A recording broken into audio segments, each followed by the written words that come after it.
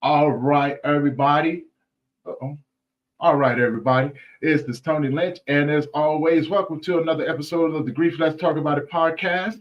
And we got another special guest for you guys here today, as always. And but before we get started, since we are going to be switching platforms here real soon, do me a favor, head over to that YouTube channel, hit that subscribe button, hit that bell notification, so you'll be notified every time that we drop a new episode. And as always, this is for educational purposes only. So do me a favor. If you have any questions or comments, please put them in the comment section. We'll be sure to answer them as we go. Now, without further ado, I'm going to bring up my next guest. You guys help me welcome Ryanne to the show today. Ryanne, how you doing?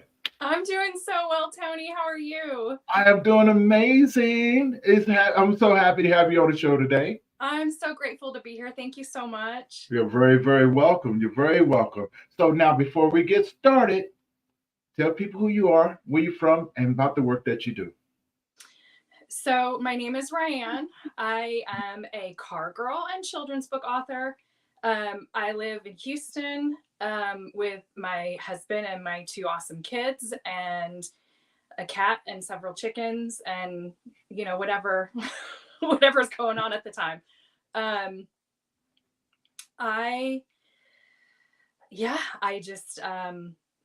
happy to be here. It's a pleasure to have you. It's a pleasure to have you. So, car girl and children's book author, huh? Can you elaborate on that for a little bit? Because I will let the audience know why. How did you become the car girl? So this is funny because a lot of people ask me, "Oh, are you into cars because your husband's into cars?" And I kind of, I have to stop myself from rolling my eyes because it's fun that we're able to do it together. Mm-hmm.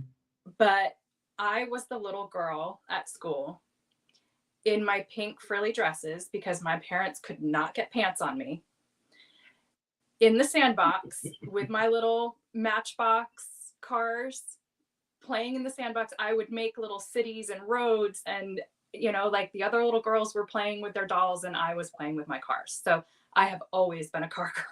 Okay. Now you're just playing with bigger cars, right? Bigger cars, that's right. What do So they say? what are some of the cars that you have? I am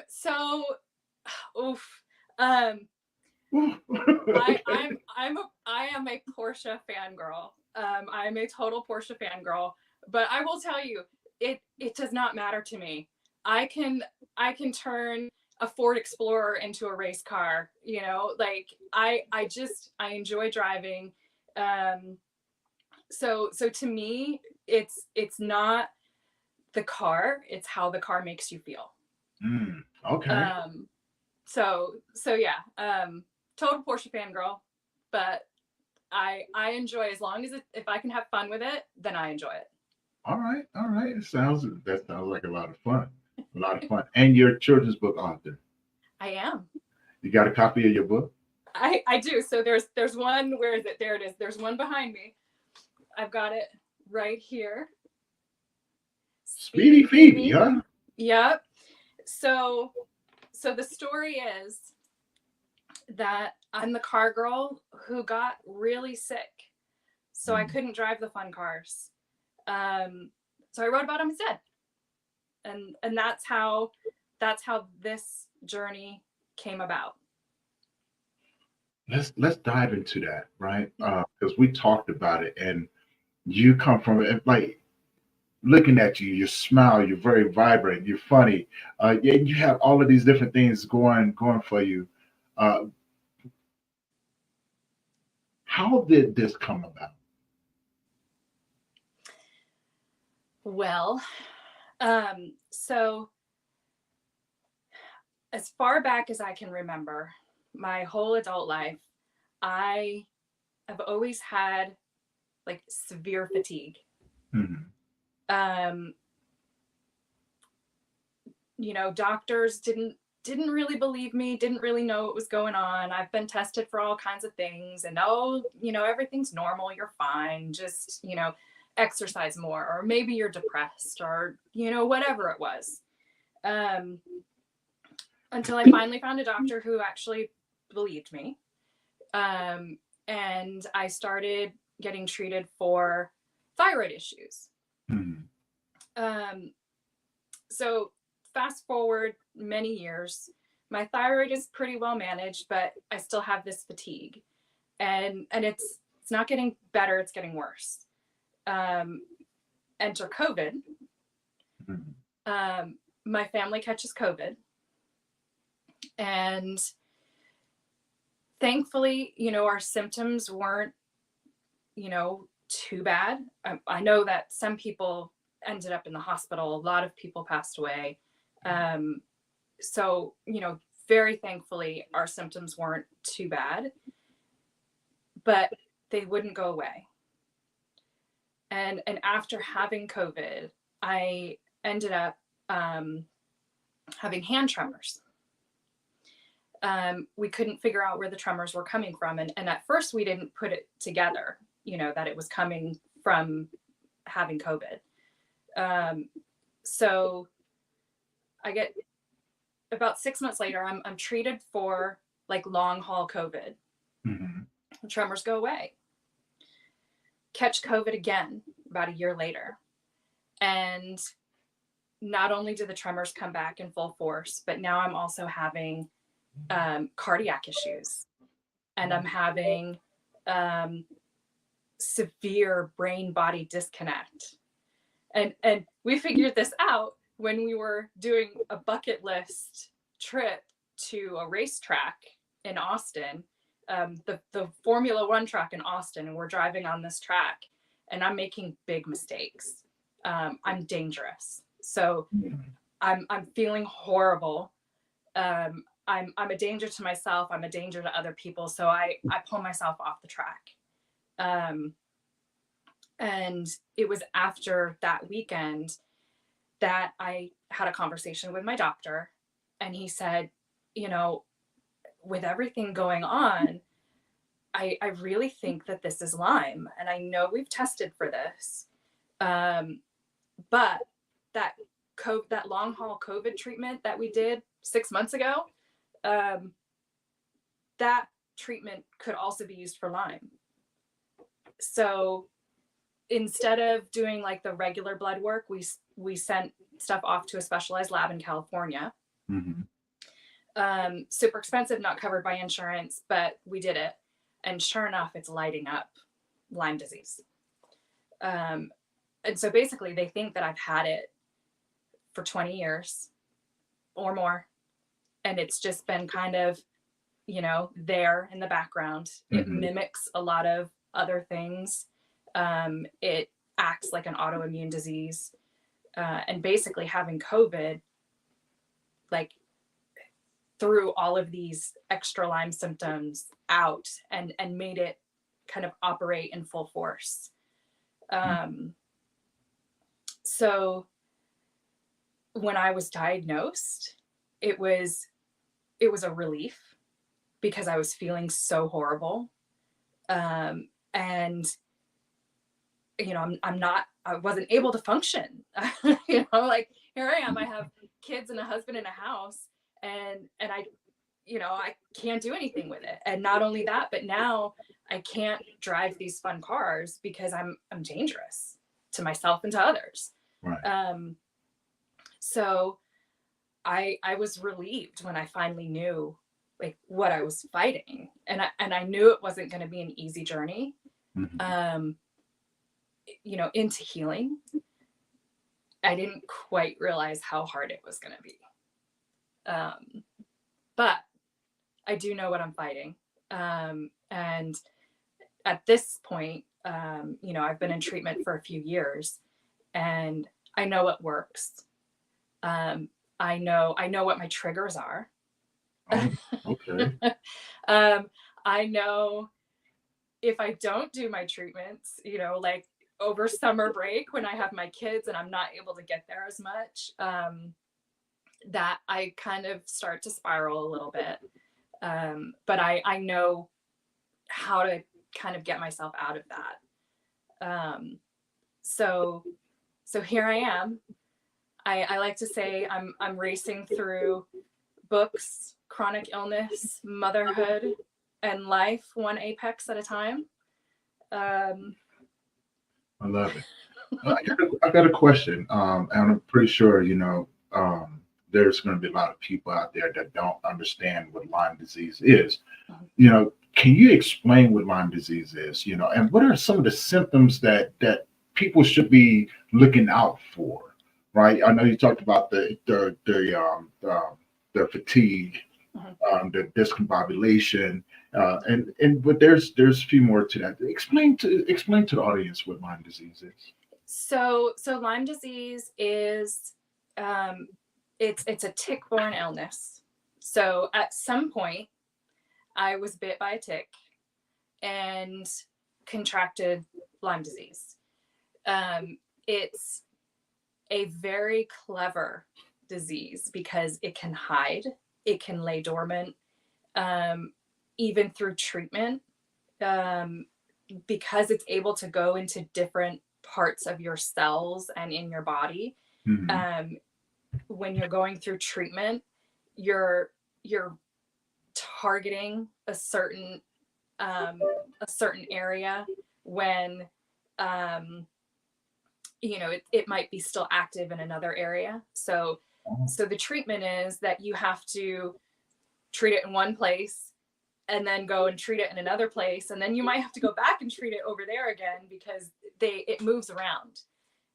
It hides. It's very clever. It's hard to diagnose. It's hard to treat, especially when it's been in your system for so long. Right. Some of the symptoms, there's a lot of neurological symptoms. Again, the brain-body disconnect. I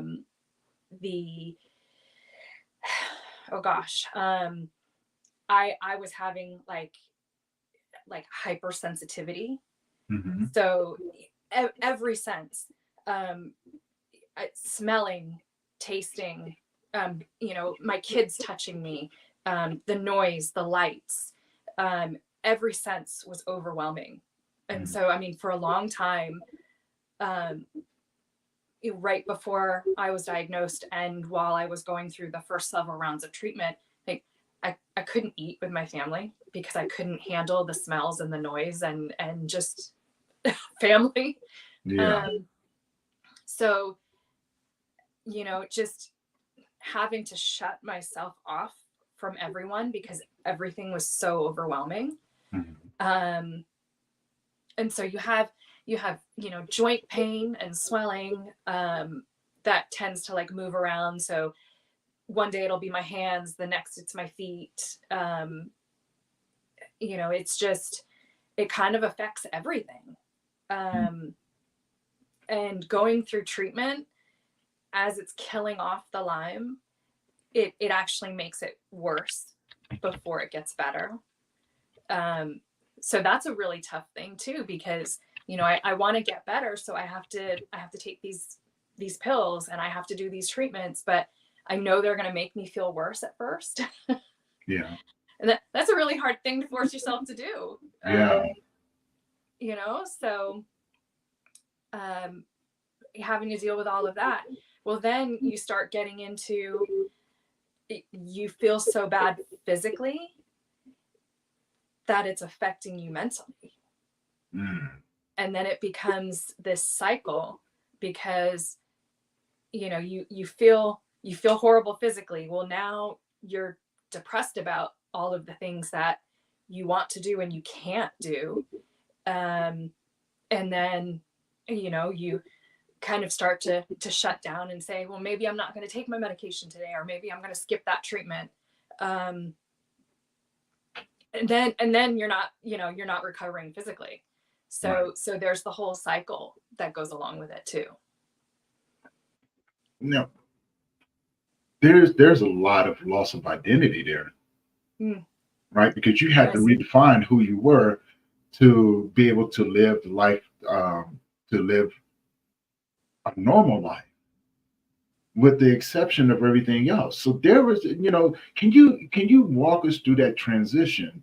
What was it like when you first heard the news, and how did you become who you are today?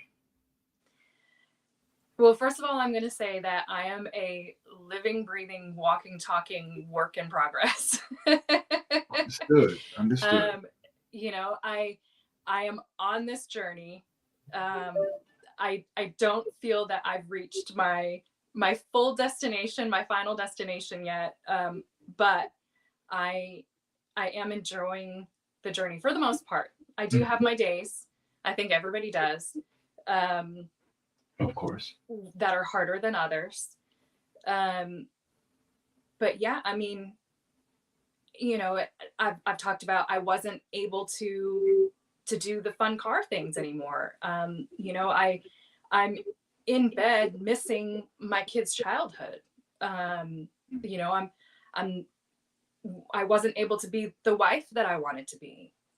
So all of these identity things, like I said, when I was first diagnosed, it was a relief. There were tears, and they were not sad tears. They were happy tears. Right. Thank God I know finally what I'm dealing with. And it's not just in my head. I'm not a crazy person. There is really something wrong with me. And so it was a huge relief. But, going from finding that and having that relief to the point of having to go through these treatments, and they're not all pleasant. Right. Having to make those choices, and I'm doing this for me. I'm doing this for my family.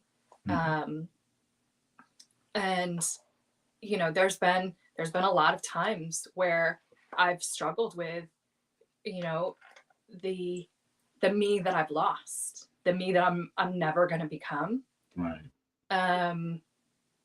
But I also feel like, well, let me say this. There's a car quote because of course. Of course. Hey, go on with it then. Because of course. So the quote is, "When life throws you a curve, downshift and take it aggressively." And this is a Mario Andretti quote. Okay. And so I look back at everything that I've gone through, and I was an investment professional, prior to COVID, and then I had to stop working to be with the kids, and then I'm diagnosed. So my curve was,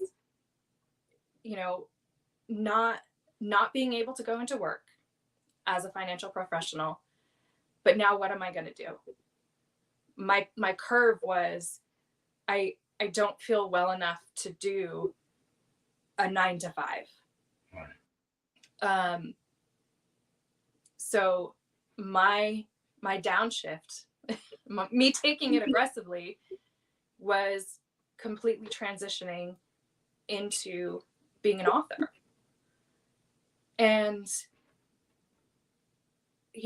as horrible as I've felt going through this, and the treatments, and just the illness itself, I am so grateful that I had that curve, because I find so much joy in being able to take my book to school and read it to kids, and then they see me another time. "You're the one who read Speedy Phoebe to us. You wrote that book." Yeah, I did.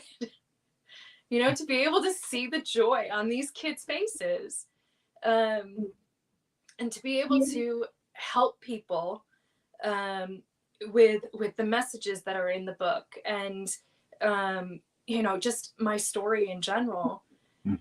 It's a really good feeling, and I'm so grateful for that. I'm grateful for you.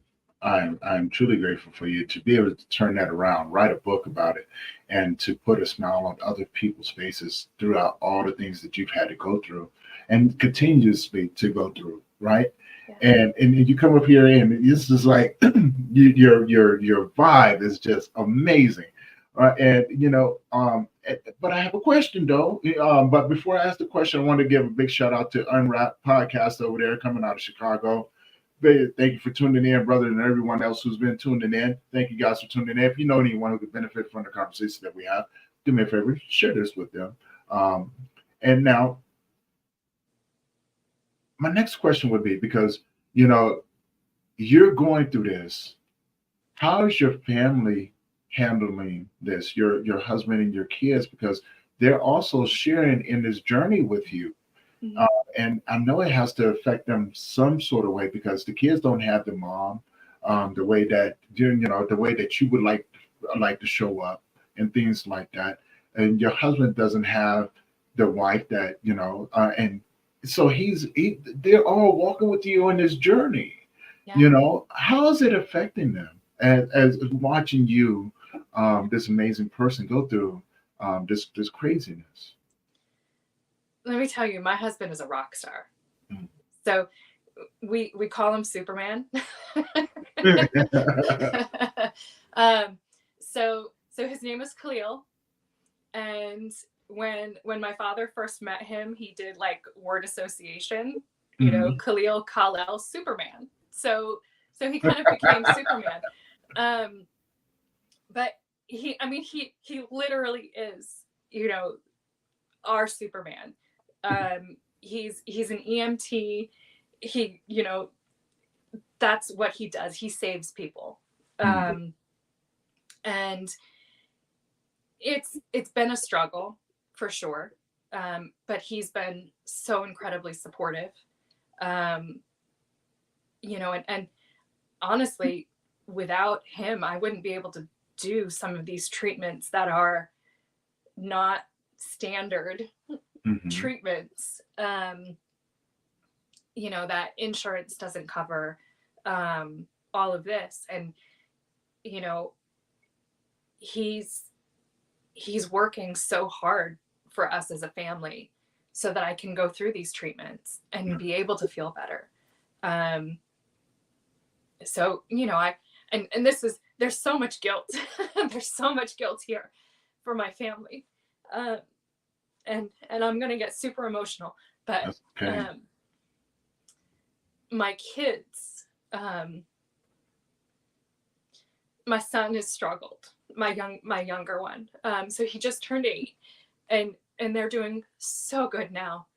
Um, but when I was in the worst parts of it, uh, he was really struggling. You know, he was struggling seeing me sick, and he wasn't able to voice, um, what he was feeling and what was going on. But knowing him, uh, and just his personality, he was worried about me. He was worried that he was going to lose me. Um, and so that's a really hard thing as a mom. You don't ever want your kids to worry about these things. Right. Understood. Wow. I should have brought tissues with me. That's okay. Let it flow. Let it flow. Right. This is your journey. And listening to you, I'm just like, wow. It's kind of hard to hold back that emotion. Yeah. But it's a good thing. It's a good thing, right? Because you could tell, um, just from watching you, feeling that energy coming through here. It's scary to think of your Yeah. kids thinking of you in that way, right? Yeah. um so now they're watching you and see that strength, and I can only imagine them being inspired, I right? hope And, so. and going, like, saying we got Yeah. Superman as dad and we got Superwoman as mom, right? You know what I'm saying?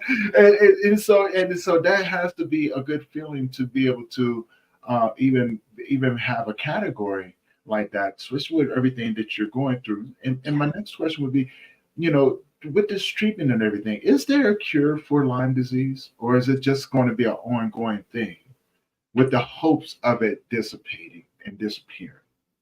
So when someone is diagnosed, um, early on, Hmm. it is much easier to completely rid the body of Lyme. Um, when it's been kind of lingering untreated for as long as it has in someone like me, um, it's my goal with my doctor is basically to get the numbers to a certain point where I should no longer have flare-ups. You know, do I hope that you know, more research is done and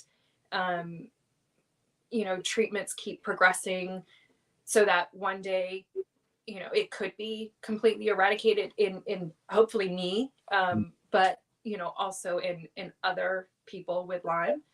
Yeah, I mean, I could certainly hope. Right. You know, I know I asked about your husband and the kids. How did your parents? How did they receive this information?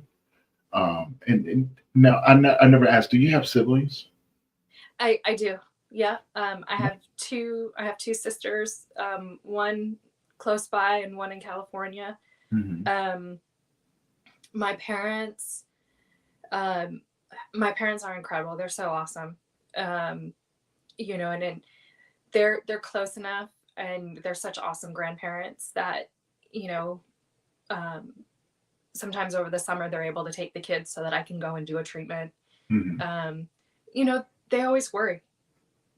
They're my parents. My mom always says, I don't care how old you are, you're always my baby. Yeah.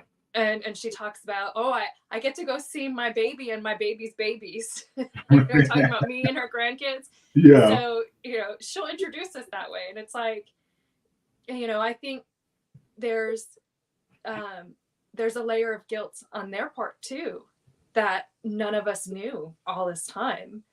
And that there's not a lot that they can do for me, not physically, but they are there to support me. They are there to help me with the kids, and to have fun with the kids, and to kind of take their minds off of, you know, what is going on with me and kind of the worst days. So, I mean, just another thing that I'm incredibly grateful for. That is amazing. That support there.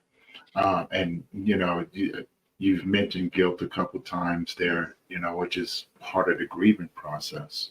Yeah. Can you walk us through the grieving process that you had to that you experienced? Because everybody's different, right? You know what I'm saying? Everybody's different. And I never wanted to misconstrue the actual grieving process or take anything away from anyone because it's your journey, it's your grief, right? Right. Such an individual thing that it may look like something, Yeah. but it may be something else. So, you know, we often talk about the 5 stages of grief. I often go in and correct people like, hey, you do realize those was written for terminally ill cancer patients, right? But they never talked about, you know, the grieving process of losing your identity and having such a diagnosis as Lyme disease. And I've talked to people across the world, and it's in some cases it's very similar. There's a lot of anger, there's a lot of shame, a lot of guilt. There's a lot of depression, maybe anxiety. People with panic attacks, right? There's so many things that go into there. What was your personal journey with your grief? I have been through every emotion. And there's definitely been some dark days. Mm-hmm. And it's not been an easy journey. Mm-hmm. But I just keep going back to I'm grateful for every step of it. And so I think it's really hard because, you know, most people think of grief as losing a loved one. You know, we're I don't think that I don't want to take away from that. You know, I think that all forms of grief are valid. I just feel like the grief over the loss of who you were, who you thought you would become. Nobody talks about that. No. Nobody talks about that. And And it makes it seem like it's not an acceptable form of grief. So that's been a big part of the journey too. Like, it's okay to grieve that loss. It's okay to feel that loss. Because I think that a lot of people don't get that. And so to anybody going through their own journey, grieve it. It's totally a valid form of grief. Yeah. As far as my journey, like I said, I am a living, breathing, walking, talking work in progress. But I find that, remembering all of the wonderful parts of my life, being thankful for them, acknowledging them, that helps. Obviously, I'm not there yet, but it does make a huge difference. All of those other emotions, the anger, the guilt, the anxiety, the depression, they all lessen when you remember all of the good. That's deep right there. I often tell people, because being a grief coach or men's grief coach, I see a lot of this, right? And you're right, people don't talk about it. The loss of identity, the loss of the life that you thought that you would have, the disappointment and expectations, right? And I often tell people, I go, look, this is where you have to have grace for yourself. You've now entered into a new world where you don't understand. Yeah. So it's okay not to know these things. Yeah. It's okay if you don't get it right the first time, or the second, third, or maybe even the 10th time, right? Because now you have to have an understanding of it. Yeah. That takes time. There's good, like you said, figuring out your triggers, right? You know what I'm saying? Yeah. You're going to go out and do something and maybe even run into a trigger, and that trigger comes back and go, nope, not this one, right? You're not going to do this. And you go, oh, man, I used to really enjoy that, right? Then you find other things to do. Yeah. Right? You find something. And I was listening to some of the symptoms and everything, and I was like, wow, I can see how that could be misdiagnosed. Yeah. Yeah. What I mean by that is because I have SPID, sensory processing input disorder. Okay. A lot of the things that you mentioned over there, that they're sensitivity, noise, being touched, and things like that. Yeah. Some of the things I had to experience. My son was born with it now, which is rare that it came from father to a child, because normally it doesn't. It happens in one in every 25 individuals. Okay. Right. And it's never passed down through a parent. Uh-oh, lost you. Where you go? I'm here. Okay. Your camera went out. The whole thing kind of shut off for a second, but I am here. Okay. And and so I can see how how that could be misdiagnosed, but also there's another one, ADHD and ADD. They all carry the same similar symptoms as well. So when you talk about how it took so long for them to figure it out, and finally come down to it and go, and then you had the one doctor that went, you know what, I think this is what it is. And so, for those out there, I like to let them know that, hey, always get a second opinion. But also, loss of identity is quite normal when it comes down to it. And it's something that you may not expect because, like you said, a lot of people don't talk about it.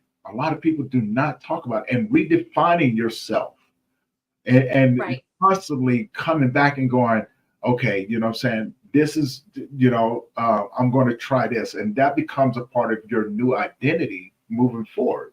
correct? Correct. Yep, Okay. absolutely. And then becoming an author. That is truly amazing. You know what I'm saying? Becoming an author. And what else? What else do you? What other things do you do as well? Oh my gosh, I run around like a chicken with my head cut off with all the stuff for the kids, and I nap a lot. That's one of my things. Uh, That's okay. If Naps are napping good. were an Olympic sport, I would medal all of them: gold, bronze, silver, everything. I'd get them all. Awesome, awesome. You deserve them. And that's one of those things. Again, there was a lot of guilt with that. Mhm. Um, having to take the time to stop and rest. But now I know if I don't, then that will be a trigger for me. Mm. So, it's better to, take the nap today than to be completely out of commission for 3 days, Mm. later in the week. So, I mean, it's been a learning process, all of it. And I'm just, again, I'm just grateful that I have the support, that I have the access to the treatments, that I am able to do all of this. Right. So Okay. Now, see, that is again truly amazing because um, it like there's a quote: "You never know how strong you are until you put into a position to be strong." Right. for sure. And I get so many people going, man, I don't know if I don't know what I would have be what I would do if it would have. And I often tell them you might want to stop doing that because sometimes life has a strange way of coming back and actually testing you to see what you're going to do.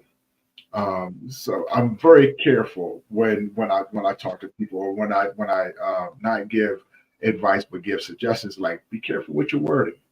Right. Just be Yeah. careful with your wording because you may find yourself in a position to where you may find out that you may not be that strong. And you and I Mhm. both know. You and I both know. We've known people that have been in different situations, Yeah. right? Um, and not fared too well. Yeah. Not fared too well. It's just like getting the cancer diagnosis. Yeah. The one word no one wants to hear, right? Because we know the path that's cancer can take you down. But then you find that one person. I have a really good friend of mine that's beat cancer 3 times. That's amazing. Yeah, 3 times. I mean, some of the worst cancers too. I'm talking Yeah. about. He's had kidney cancer. He's had cancer of the blood. So he's had some of the worst ones. And he's been now to this day 21 years in remission. Wow. And it is from his teenage years to his 20s and things like that. He's had to go through it. I mean, lost of legs, couldn't move, couldn't walk for almost 3 years, was in a wheelchair. And to watch that man come back around and do it, it reminds me of your journey where you go, you know what, you're not going to whoop me. If you want to whoop me, you might want to bring an extra pair of gloves because yeah, I bob and weave too, right? And and you kind of, you have to. And if you're not, I always people always say, "Oh my gosh, you're so strong." And sometimes I just want to like scream and say, "I don't want to be strong." I Yeah. I don't want to have to be in that position, but you do it anyway. You do it anyway. Yes. I'm gonna put this up here. Sandra put a quote on here from LinkedIn. Sandra, thank you. And she pretty much says you never really know how strong you are or can be until you're put in a particular situation, and that's what we were just talking about. Because you just really never know. You really never know, right? And I talked to so many inspiring people from across the world. I just added Ryanne to the list. You know what I'm saying? Amongst these amazing people that I know, and when I go back and look at these things, and people ask me, what was the most inspiring ones? I go, all of them. Did you go back and hear their stories? Yeah. Oh my God, man! Like I, I know people. I know some really strong people, right?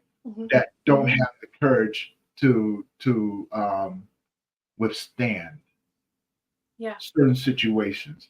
It's just like you ever see the little machine that people have that mimics the menstrual cycle of a woman, and they put the little pads on them, Yes. and they go, "This is on one, right?" You know what I'm saying? And these would be some big dudes. Yep. I know for a fact. Look, I know for a fact. I don't want to see how strong I am in that aspect of it, right? But I think it's really funny because they put themselves in a situation to see if they can go through it. Because for one, and I say that to say this: one, you never know what someone else is going through until you Absolutely. put in a situation that mimics what they've gone through. Then you realize then you realize how really strong they are. And then you come back and you ask yourself this question: how are you still standing? Hmm. And then to see you smile and get up and do the things that you do, I mean, you can't help but go, whatever she got, I want a little something like that too. Right? You know what I'm saying? Because man, can you bottle that up and share a little bit with me? Because man, I would love that courageous attitude to not want to give up. Because we know, what I'm saying, there's people out there that's giving up every day. And Yeah. hopefully, this story that you're sharing will give them that inspiration to take another breath, to stand up, to take another step, and to go, okay, this didn't work. Yeah. Let's figure out something. Let's figure out what does work, and to be brave enough to go and fail at it 100 and some odd times, only to find out Hmm. one thing. Yeah. You know what I'm saying? Because we need more people with amazing stories to For encourage sure. those up there who don't have the strength, who don't have the faith, maybe, right? And now, I guess my next question would be, how did your friends react to the new you? So I have I have some of the coolest friends, honestly. Yeah. So um, my car bestie, I call her, um, because we would go out on drives during the school day while our kids are at school, and we would just kind of tear things up. Um, I can see that. I can definitely see that. we yeah, I mean, we were troublemakers. Still are at heart. Um, and just the support.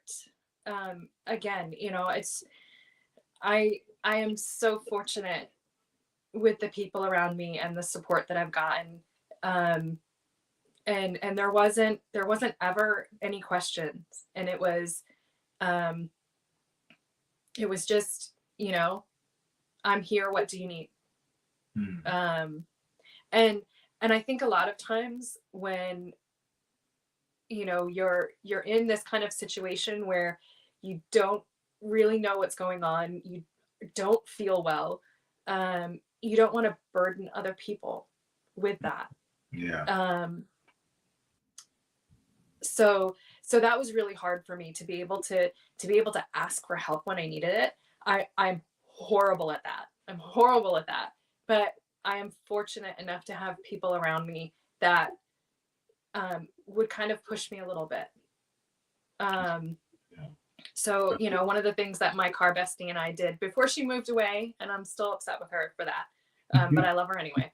Um, we would just go, for a couple of hours once a week, and we would sit at a coffee shop. She would do her work, and I would do my work, and it was okay. What are you working on? Oh, I'm working on this. Oh, what about this, this, and this? Yep, I've got that. Oh, but that's a really great idea. So we would just, like bounce stuff off of each other, get our stuff done, talk about life, the good and the bad and everything in between, and just having that accountability, and the motivation, and not the excuse, but the because it was a set appointment, and we just knew, okay, Wednesdays at 12 o'clock, this is what's happening. It kind of forced me, even if I wasn't feeling great, I have this obligation that I need to be there for. And so having that kind of routine, and that support and camaraderie, it was a big part of my journey back to health, into the new me, and I think that's huge. I think having that support, not only having the support, but being able to reach out to it and for it, when your instincts are saying, I want to crawl into myself and hide, and I don't want to burden all of these people, to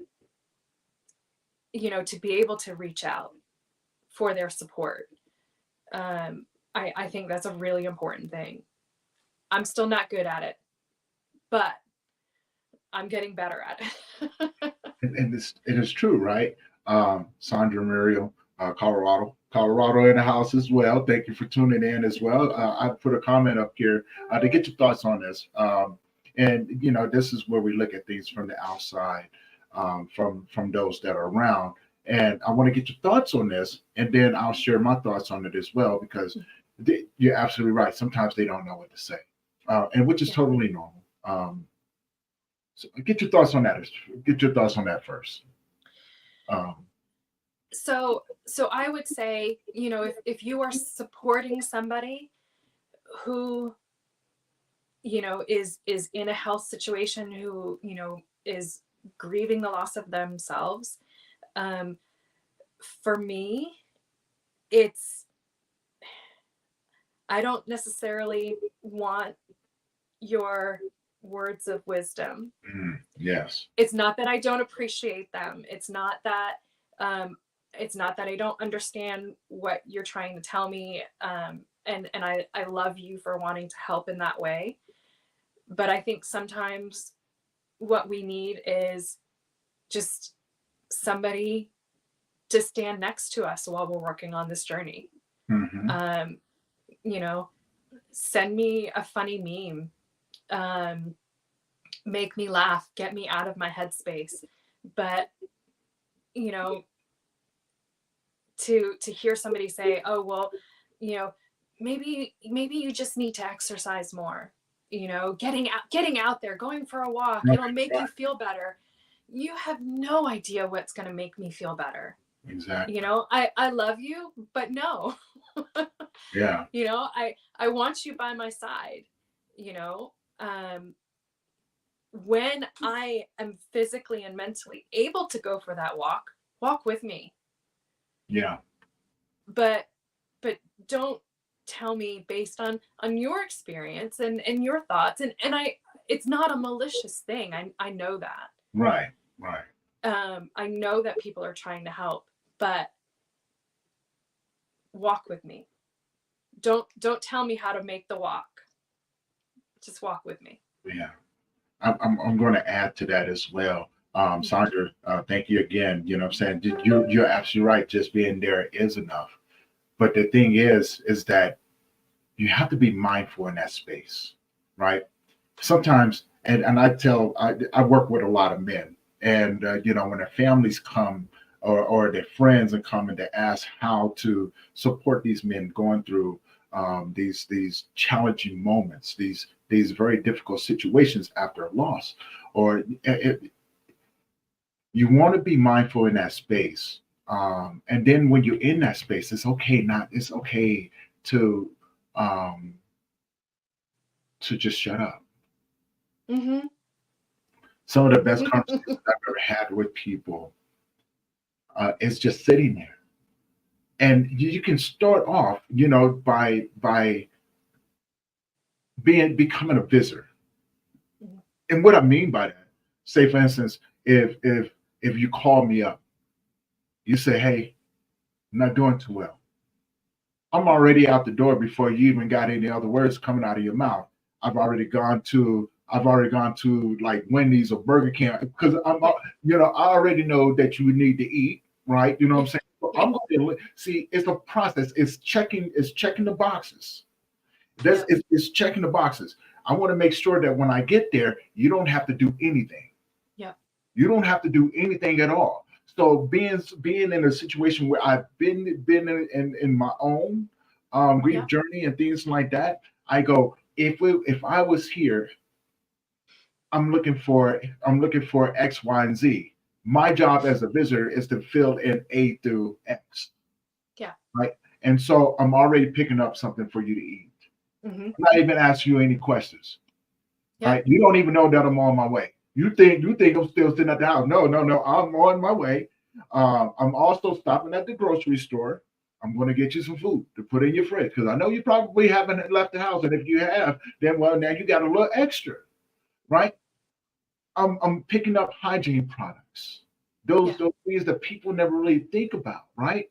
Yeah. I'm making sure that like maybe you need some clean clothes, things like that. So I'm already checking the boxes. So by the time I get there, I got a bag of groceries in one hand and food in the other hand, ready for you to eat. So when I come in, the first thing I'm doing, I'm looking around. I am now a visitor in your space. I don't want you to have to worry about taking care of me. And Yeah. we oftentimes do that, is that we put ourselves in situations to where we worry about others and then we neglect who we are, what Mm. we are going through, because people see us, or people see that individual not as the individual that they're becoming, but the individual that they were, Yep. because they don't understand that everything has changed. Your world has changed. Now you have to redefine what your life looks like.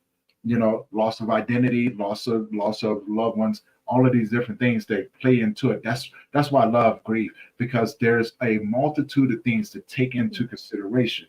Now, while you're in this space with this individual, I'm looking at you going, hey, here's this right here. I'm looking in your kitchen. Oh, you need the dishes done. I'm not even going to ask you. I'm not even going to ask you, hey, you want to throw on a movie? So put on something that you want to watch. I'm going to go ahead and do your dishes for you real quick.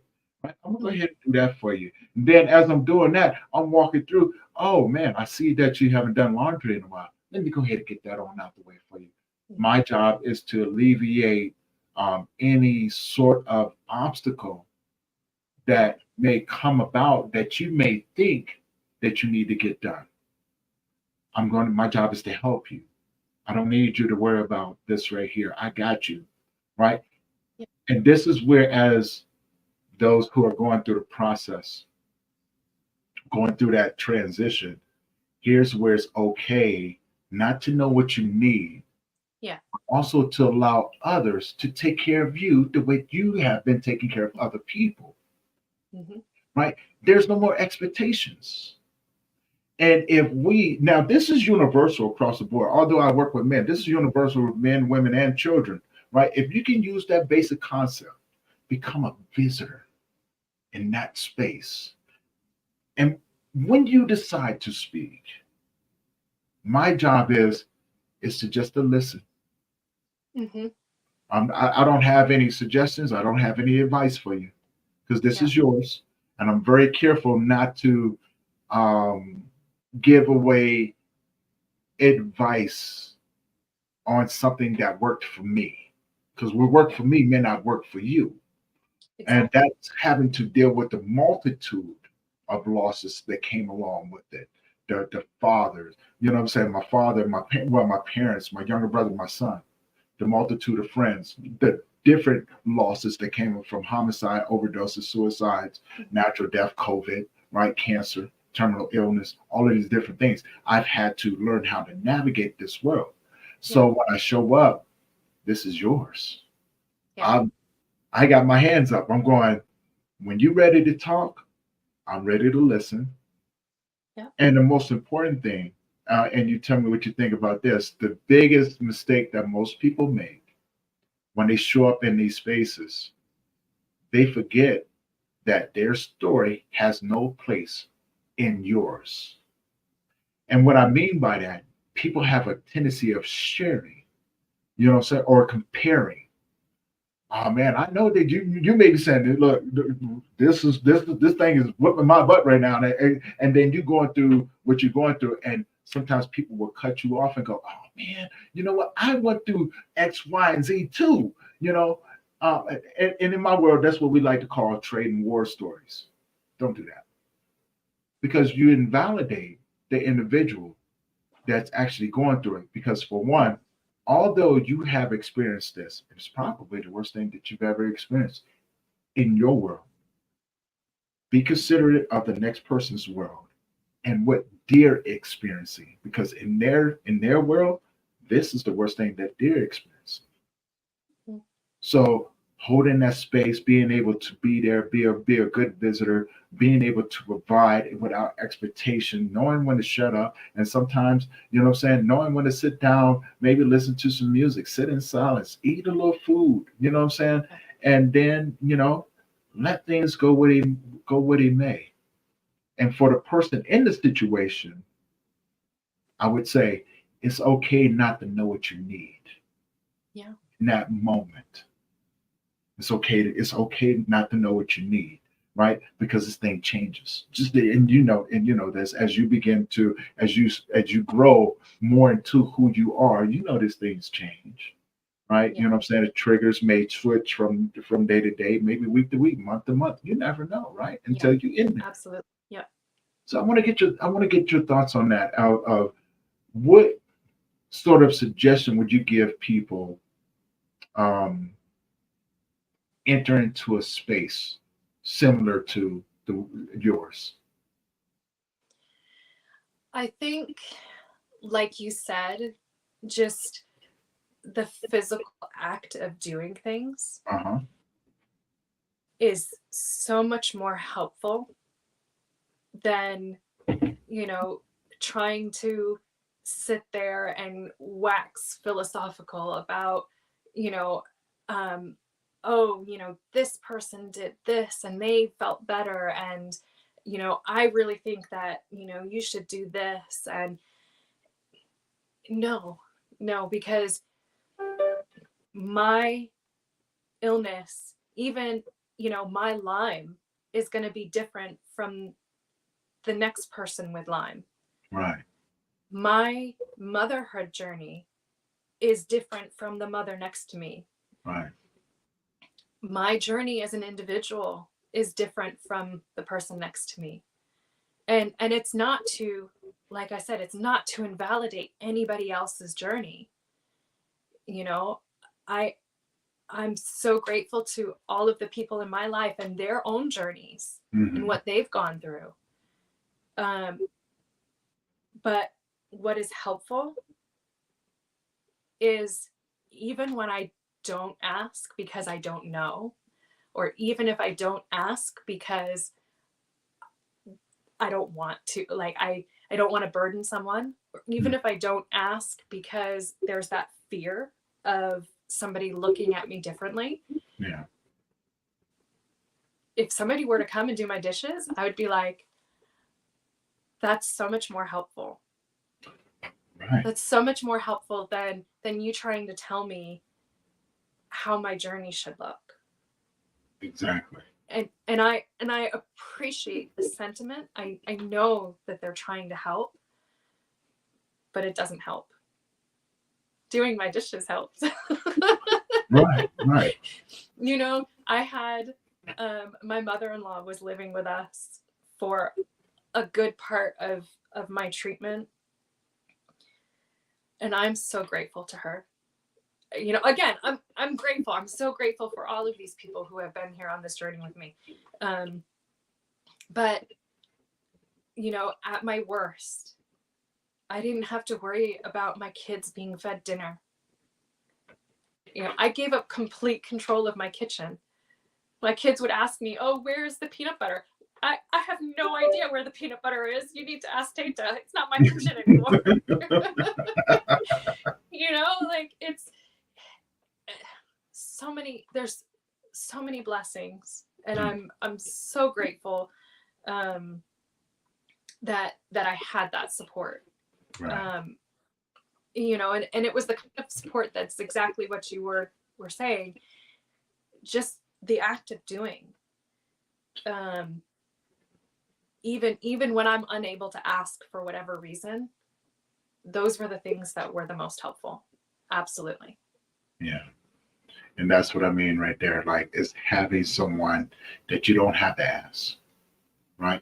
They just see and they go, I got you.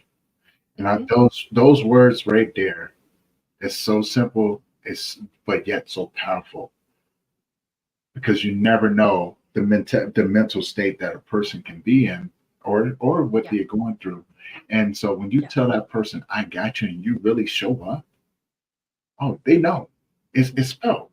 That's when you go, no, you sit your little butt down. I got this, right? You go ahead and look, whatever you need to do over there, aside from any of this right here, because I got this, right? But throw on a movie, do something, right? You know what I'm saying? I tell people all the time, do something with yourself. Do something with yourself. Other than trying to get up and get all up in my way. Like, I came to your house, right? You know what I'm saying? I didn't ask you to do nothing for me. I got the dishes. I got the laundry. I'm cleaning up your room. I'm vacuuming the floor. You need to go ahead and do something with yourself. Like, I don't know, put your feet up on the table, right? You know what I'm saying? And turn on something. You know, whatever you need to do, aside from doing any of this right here, you need to go and do that, right? Yeah. Because I'm not going to let you do it anyway. And you may be mad at me. And that's fine. We'll argue when I'm done.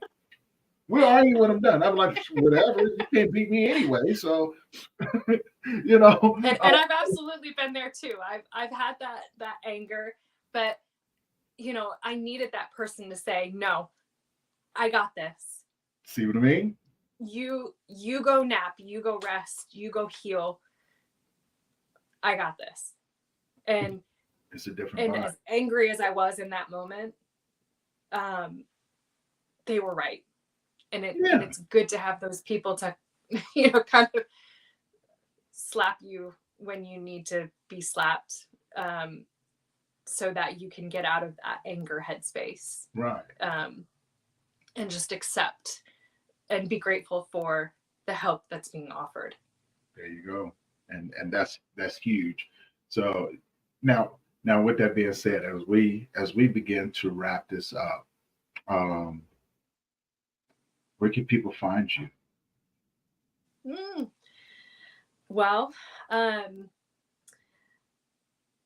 my book can be found on Amazon. Speedy Phoebe. I can be found. My website is www.twupublishing.com. And then I'm on Instagram, Ryanne Siddiq _author. I'm, you know, just kind of, I'm building my author brand. I'm working on that. It's a work in progress, but it's been a fun journey so far. Yes. It's been a beautiful journey. It's been a huge, beautiful journey. It really has been. It really has been. And you will see my Mario Andretti quote too on my Instagram feed. So you know what? I'm here for it. And see, when you get done, I'm gonna tell people the next place that they can find you as well, because we got some amazing things coming up. Like I said, you don't get rid of me that fast. I'm really excited. We were talking about the magazine earlier. I'm so excited and honored, you know, to be able to work with you on that. Yeah. So looking forward to it. Absolutely. Most definitely. Now, if you can leave the people with something, what would you leave them with? Oh, I will say I'm going to go a little bit cliche here for a second. Yeah. Without the dark, you can't see the stars.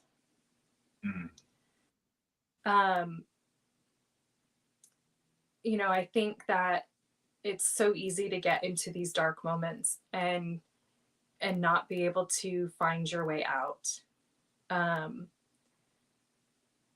But I think, if we take our dark moments and we don't pack our bags, we don't live there, but we go there and we remember the stars in our own lives. Mm-hmm. It's easier to find our way back to the light out of the dark. Yeah. And for me, I'm going to be doing it in a fun car. Looking forward to it. I'm looking forward to it. Ryanne, I want to say thank you for coming in, sharing your story, and taking us on this beautiful journey of yours. I can only imagine what the world has in store for you. Right, this amazing journey. More books coming out. You know what I'm saying? People go check out her book. It's on Amazon supporter, and read it to your kids, man.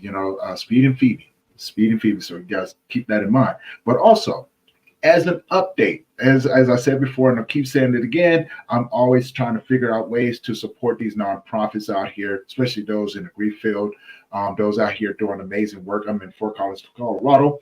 And we got our first magazine. I have my first magazine coming out this month, which is Grief Talk Magazine, which you guys will be seeing a feature from Ryanne in there and so many other amazing people.